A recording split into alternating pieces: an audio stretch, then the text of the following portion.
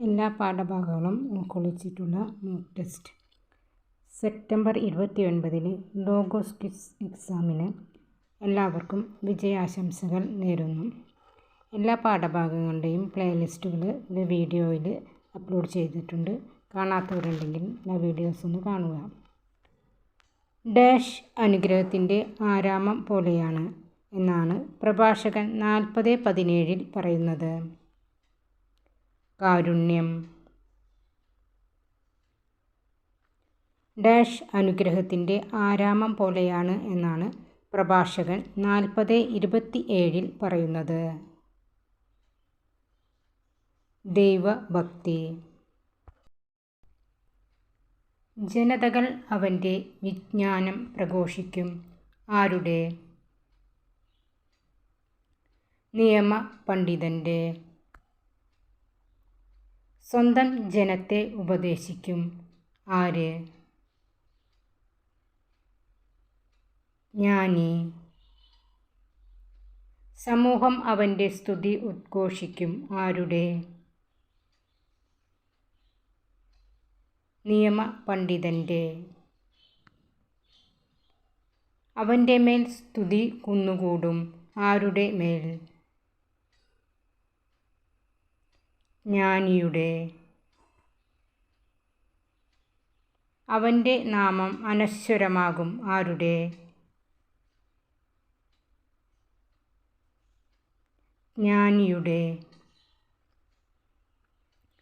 Dash വളരെ കാര്യങ്ങൾ അറിയുന്നു. വിദ്യാസമ്പന്നൻ. ഡാഷ് വിവേകത്തോടെ സംസാരിക്കുന്നു.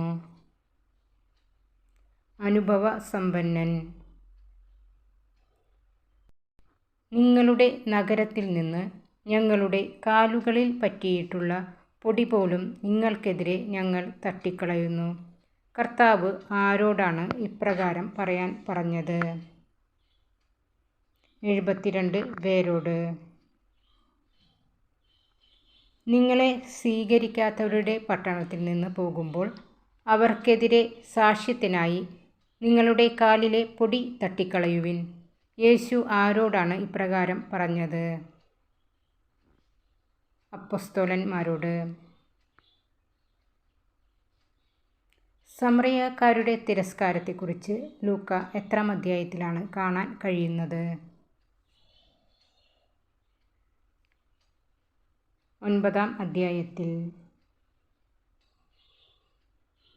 സമറിയക്കാരൻ്റെ ഉപമയെക്കുറിച്ച് എത്രാം അധ്യായത്തിലാണ് പറഞ്ഞിട്ടുള്ളത്? 10-ാം അധ്യായത്തിൽ.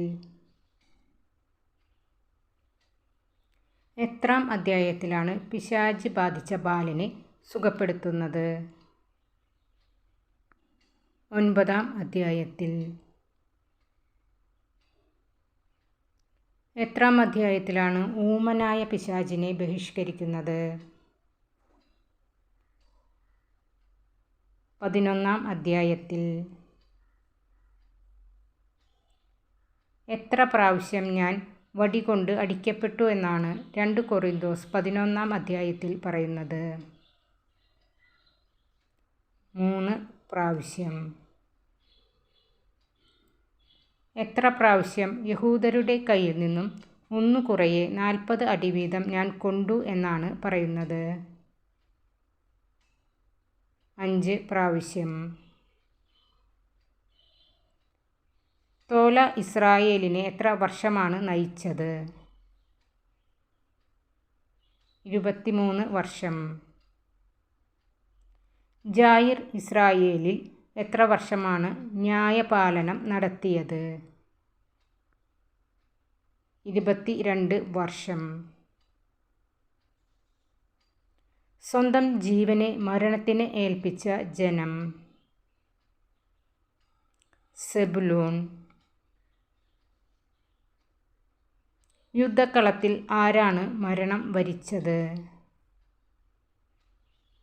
നഫ്താലി.